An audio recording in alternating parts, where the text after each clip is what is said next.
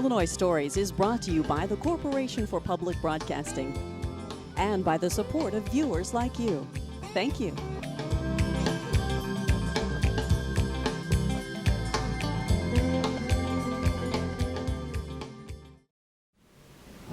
Hello, welcome to Illinois Stories. I'm Mark McDonald in Decatur at the Decatur Area Arts Council, where, as you can see, there are dozens of examples of Native American art, clothing, and artifacts behind me at this exhibit called Native American Art Splendid Heritage. And we're very fortunate because Joel Hendricks, who makes Native American art, collects Native American art, and you're a primo collector from Clinton. They asked you to help with this exhibit. And much of this is from your collection, isn't it? I had the invitation to be a consultant, so I worked with the director. And as we went through and looked at different things in my personal collection, either things I've made or things I've collected, we did find things that represented different cultures and Native American society. And they are on display, about 105 items. Wow. Wow, and fully half of the items here are in your collection. There are a little over 200 all told. Yeah. And there's some beautiful things from the desert Southwest, from the baskets of the people up north. There's a beautiful Navajo rugs on display here. Yeah. And right now, these are dance clothes. Yeah, and you made these. This is for a your set wife of dance when you go to clothes I made powwow, for right? my wife. And when she goes with me to one of the doings, it's an opportunity for her to wear a prairie-style skirt of red wool, a nice blue cloth blouse, which sets off the silver. Used to be the French would trade silver bangles to the native people, brooches and washer brooches, and then I fabricated the blouse. I used silver from friends who are smiths. I made the skirt, made the leggings, and then here just recently I made this bag so she could put her money in there. Put your money in there. I think so. Well, this is remarkable, and as people go through this exhibit, they're going to see the name Joel Hendricks on a lot of this stuff. Some of it's made by you, some of it's just part of the things you collected. But what we tried to do, I worked with the director, and what we tried to do was come up with descriptions that not only explain, name what it is, but explain what it is or its use, and give attribution, whether it's non-native or if it is native made. And if we know that Gertrude Tallbull made it or Josephine Katie Hand made it, give those people credit. Yeah. Well, Joel, thank you. During this program, some of the other contributors have come in here, and they're going to do some demonstrations for us. One Native American dance, one Native American weaving, and we're going to weave all that into a program. But thank you for being here, and thanks for loaning your collection. This is terrific. Well, thank you very much. I appreciate it. Okay. It's a nice opportunity. The last time this much emphasis was placed on Native Americans in Decatur was when Buffalo Bill brought his Wild West here in 1907. Just north of us at Fell Park. That's a long time. That is a long time. Thanks, Joel. Thank you. Jan Mondernock, many of the items in here, of course, if you're going to have a Native American exhibit, are going to be blankets and woven items. And in fact, they are. And you collect them, don't you? Yes. What do you like about Native American art? It's very soothing. It's there are different characteristics from different regions. Most of the rugs that are woven are for the tourist trade. The Navajos themselves don't use the rugs, and they use blankets more that are commercially made, which is very unusual, I think. They do have rugs now, but when they were first developing the different styles of rug, they were developed by the trading posts in order for each trading post to have some unique style that tourists would like to buy because it's income for the Navajo. Regardless of whether it's a rug or what the item is, the design is traditional, right? Yes, the design has... You know when you see a Navajo piece, right? Yes. Okay, and we're going to, as we go through this part of the program, I'm going to ask you what those, how you know what the hallmarks are, et cetera. Yes. But I wanted to first talk about you and your loom because you're a weaver. I am. And not only do you collect rugs and purses and those kind of things, you make them as well. That's right. So during this part, you'll be able to show us how a Navajo loom works. Yes. First, show it to us. And did you build this? No, this one I purchased. But you have built them. But I have built them, and they're pretty similar, except this one is able to be tilted back. And so it's a little more comfortable to weave at. The and it's a traditional little more Navajo loom portable. would be straight up, I guess. Would be huh? straight up and Okay. down. Tough on the back. Yeah, and I have to put books under my traditional loom in order to get it high enough so that I'm comfortable weaving. Navajo women will often sit on the ground. And since I didn't take up Navajo weaving until about 3 years ago, I was a little more aged than most Navajo Yeah, weavers. you don't want to sit on the ground because you might not get up as That's you right. Okay. That is exactly right. Okay, and you're going to show us this later, but what is it composed of? What is the loom composed of? Okay, the loom has, this is the main part of the weaving, and you do the weft first. It's a continuous weft. Okay, that's one warp, string. I'm sorry, That's one warp. piece of string, is that right? One piece of string for the warp, so it's a continuous warp. And then the weft threads are woven in with the color. They're both wool. This wool is very strong in the warp. And the churro wool is what I like to use. I buy it from a trading post in Arizona. And comes in all different kinds of colors, of course. This has a great amount of tension on it, It right? does. That's what this is up here. This is for increasing the tension on, because as you weave, sometimes your warp will become a little bit loose because the wool has now stretched some, and so you need to continue to adjust the tension on it. But you want it tight so that you're able to get the yarn through the warp. We're going to look at some examples here, but first, let's look at this, because you were talking about a Navajo lady sitting on the ground, and in this case, this artist would have had her loom attached to a tree limb. A tree limb. And you would probably see that sometimes in the Southwest, wouldn't you? Maybe. Not so At much least in the anymore, old but in the days. old days, Yeah. you would definitely see it. And sometimes, in order to adjust the tension enough on a very large weaving, they would use horses to pull the rope. No kidding. And in order to get stand it, there because and- you couldn't, as a human being, physically get enough tension in it, and so they would send the horses out If to you're making something really heavy, you very, need, very large. Yeah, Yes, yeah. if you make a very large. This is one of your pieces over here. And this screams Navajo. What about it is Navajo? Okay. Tells you it's Navajo. This step pattern you often see in Navajo weavings. This is more of an arrow design. And the other thing that is true about Navajo weavings is that it is symmetrical top and bottom. So the weaver weaves half of it and then flips her design to weave the other half. And generally, they're also symmetrical right and left. And so you really just have 1/4. So if you've designed your quarter, you will know what the rest of the I'd have a weaving devil of will a look time like. working that out, making this look like that mirror image. Right. And this is another one of yours over here. And this Yes. is another example where it's perfectly symmetrical, isn't it? Yes. This one was Oh, the done by little one. one of the women who taught me how to weave. And so you can also see that it's a 2 Gray Hills rug, which uses natural dyes. So it's generally blacks and grays and browns. This was your teacher, white. huh? Yes, She made that Jenny and she gave Slick. it to you, huh? Well, yeah, Yeah. No, you bought it. I bought it from her. She didn't give it to you, Navajos make their living by selling rugs. And so a gift of a rug would be a very great honor. Wow. Well, that would take, But it would take it would many hours. Yes, and a very close And this relationship. is one of yours too? This is one of ours.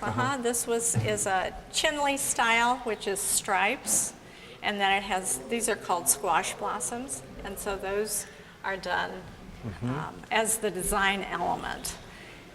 And you'll see, this is an interesting, let's see, some of the colors in this are a little bit different. Some of the grays are we talking like about right here? See, we're not quite symmetrical on both sides of this. This is a little bit whiter. than that. And that was probably because the weaver recognized that she was not going to make it to the end. She had a little extra room, and so sometimes you can put in that, you can fill in that extra in the middle. Gotcha, Yeah. okay. So, But she would know that, not many other people not would many know others that. would. And this one, I wanted to show this one because you said this is a replica of a sand painting. Yes. The Navajo used sand paintings as a healing, through healing ceremonies, and different sand paintings affect different kinds of trauma that someone's facing. This one was thought to be from someone who had been wounded by lightning, and that's why it's black in the background. Most of the sand paintings are gray in the background, so this is very unusual. And you've got Rainbow Man around the outside. This one has corn stalks. This is growing. This one has matured. And sometimes there are snake symbols. This one does not have snake symbols. But,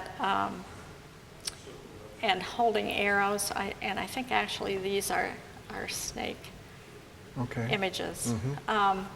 So whatever healing needs to be done around being hit by lightning, that's what the images are really helping bring those curative powers from the spirits. Gotcha.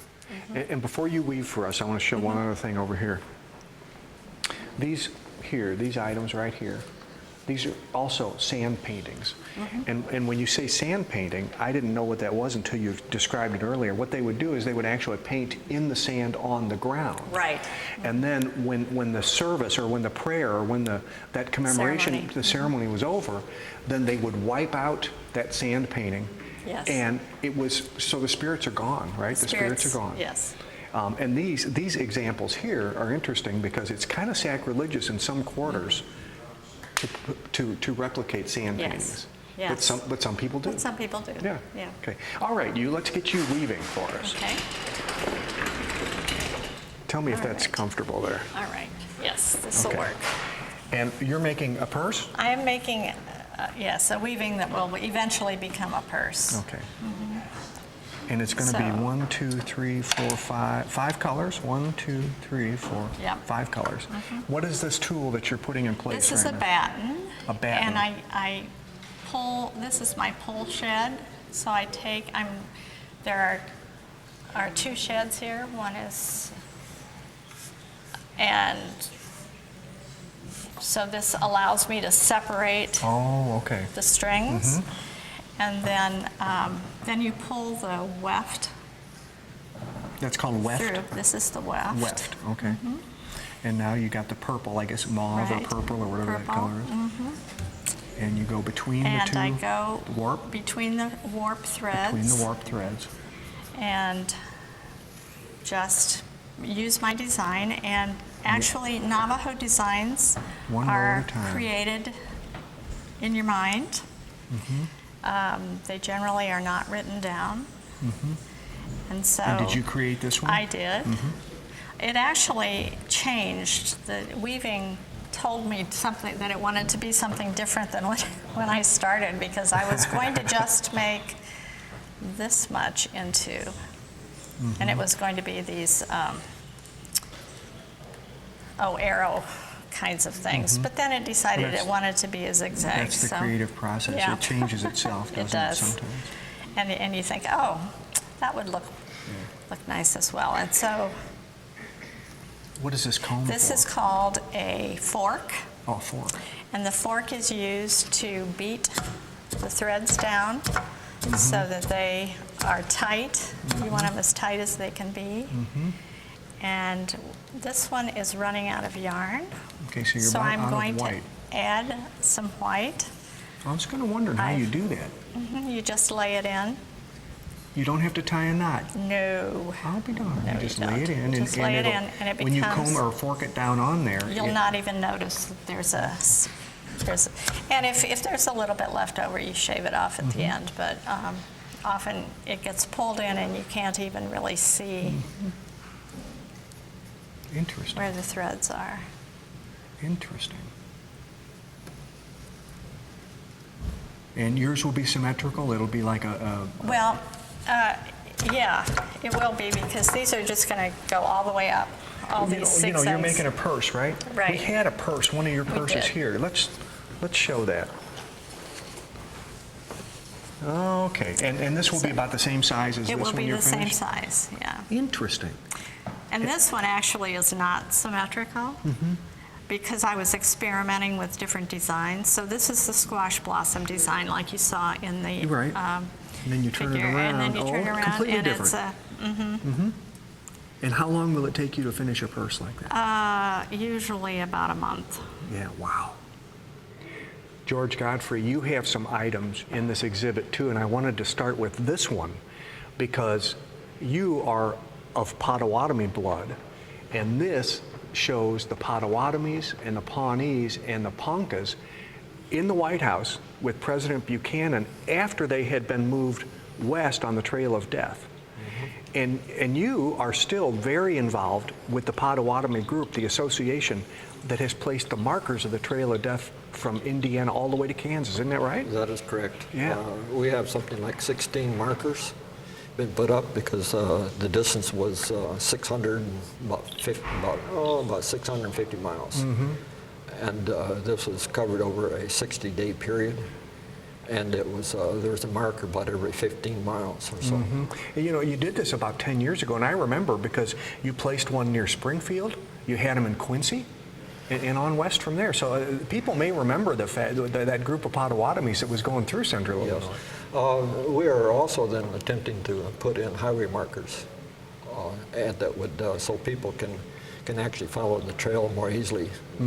They can find the memorial markers more easily with these trail markers, because the markers that we're putting up tell the people, show the people how to turn, or when they should turn right or left, and whether or not they should be going straight ahead. Right, if they want to follow the trail. Yeah. And so most of the markers that we put up, or the plaques we put on, are close to the points of encampment.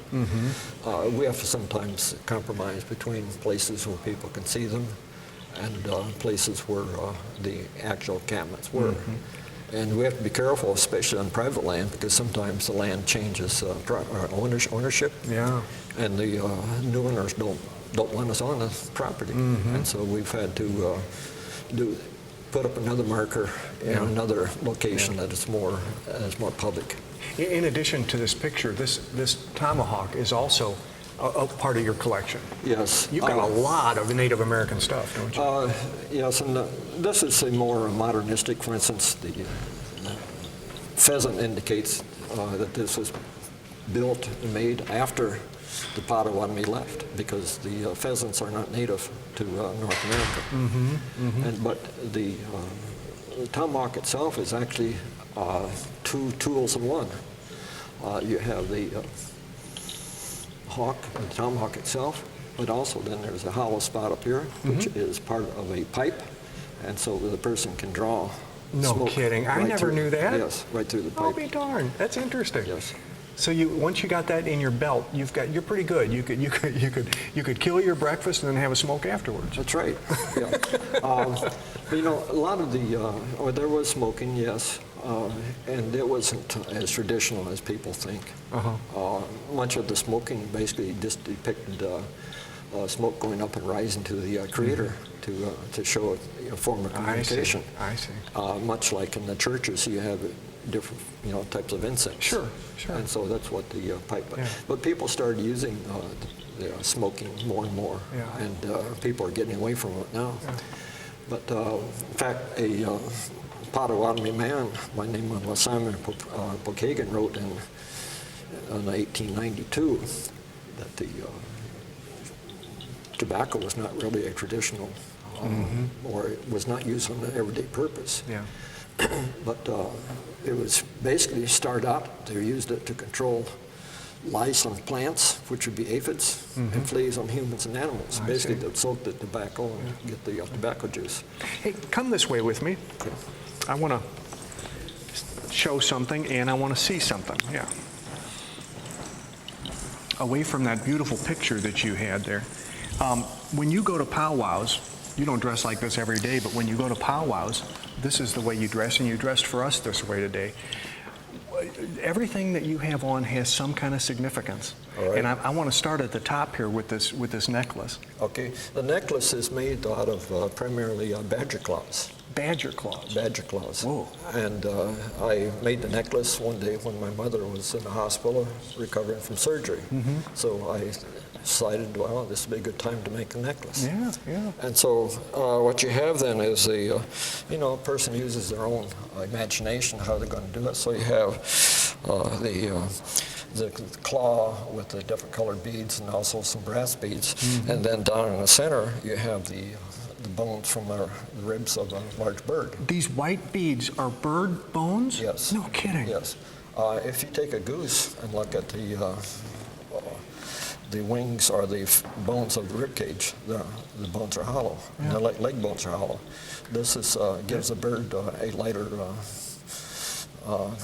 weight than it would be if the bones were solid. Yeah. Now, what would you be carrying in this pouch? If I were really traditional, I would probably be carrying the dried umbilical cord of my child. No kidding. And this was a gift, and so I'm wearing it. And it would stay with you forever. Yes. The umbilical cord of your child would stay with you forever. Yeah. Oh. What about this feather? Okay, now the feathers, the Potawatomi were not big into feathers, as you would sometimes imagine or in your mind of the northern plains tribes such as the Sioux or the Cheyenne. But the feathers of the Potawatomi sometimes depicted the marital status. Really? And so what I have on here is a status or a location position which shows that I'm married. And so that was sometimes, but they were not used for, well, in some cases feathers were used for actually sun shields. If you see a dancer with the feathers sticking out in front, those are early sun visors. Okay, a sun visor. Okay. Yeah. And you're gonna do a dance for us, but and we're gonna hear this rattle when you do. But what are these hanging? These are the deer hooves, and these are basically early musical instruments. First time I carried this, I went walking past a man, and all of a sudden he stopped, and he says, "I hear something." He says, "I'm deaf, but these are apparently in his hearing range." And so basically, sometimes these are used as wind chimes. Go ahead and shake them again for us. Okay. And so these are the deer hooves, and then I have on my leg things which are called the deer Right toes. here. And you can hear those rattling. And before bells were worn in powwows, things of this were worn to show the musical effect of the dancing. And probably maybe the same deer skin is on your feet there for your shoes. It's possible. These are moccasins which I've made, and my first pair wore out. I was walking barefooted almost. And I haven't finished these yet. On the flaps, I'm going to put some beadwork and some more decorative. You told me earlier that you stood in a puddle of water to get those things good and wet, and then you walked them dry, huh? That is correct. And that's the way they conform to your foot? Yep. Yeah. And I've had to actually stitch these twice. The first time, the water treatment still left me with a very loose moccasin. So then I took them apart, trimmed them down a bit, and did the same thing all over again. I mentioned earlier you were going to do a ceremonial dance for us, and usually you would have some music, but we're in an art gallery right now without music, and you were good enough to say, well, I can show you some of the significant things anyway. What will you be showing us? Okay, first of all, point out that in the traditional song, there'll be 4 parts of it, which are called push-ups. And the only way you can distinguish between one push-up and the other is that there's a change in the drum beat. It's a louder drum beat. At that point, you might see a traditional dancer raise his hands, and again, the acknowledgement of the creator.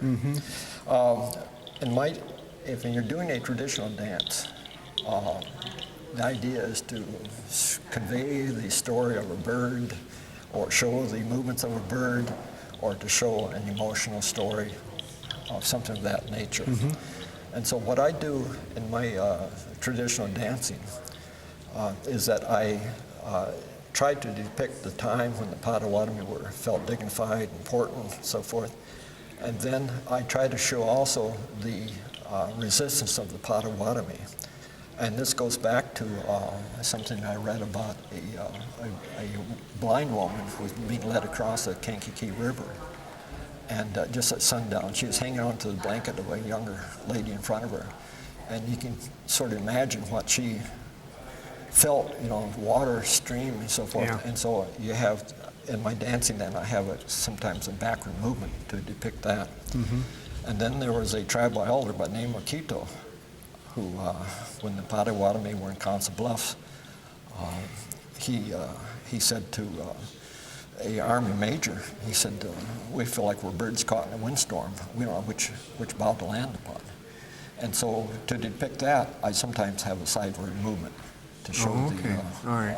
Being buffeted by the wind, yes. blowing back and forth. Okay. And then the last part is that I have is to show the kind of the dignity of the Potawatomi coming back and so forth. In fact, we're forever fighting local governments, state governments, because the federal judge once said, I feel it sort of sounds to me like the price of pickles have gone up and you guys want to cut now. But the definition of Indian used to be somebody who was poor, downtrodden, and so forth. But for instance, in 1960, our total holdings of the citizen Potawatomi in Shawnee, Oklahoma, was about $500. Now it's $585 million. And so the city of Shawnee is trying to move in. Right. Yep. Okay, well, I'm going to ask you to go ahead and demonstrate for us parts of the dance that you do, okay? All right. Also, I wanted to say that some of the traditional dancers have a very distinct, hard beat with their feet. And mine tends to be more softer. Okay.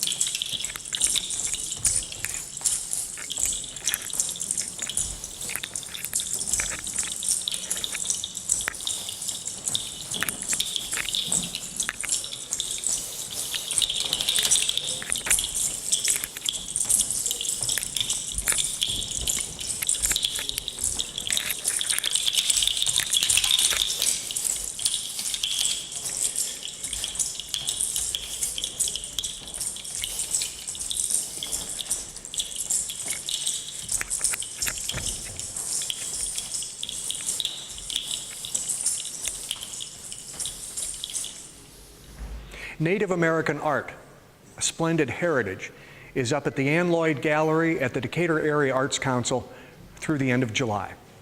With another Illinois story in Decatur, I'm Mark McDonald. Thanks for watching.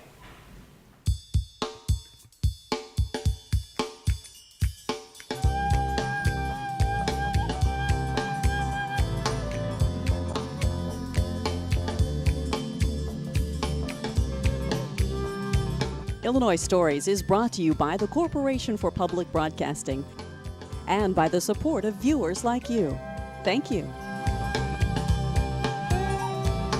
For a DVD copy of the program you've just seen, send $19.95 to Network Knowledge, P.O. Box 6248, Springfield, Illinois 62708. Be sure to include the program name, subject, and when the program aired. You can also order with your credit card by calling 800-232-3605.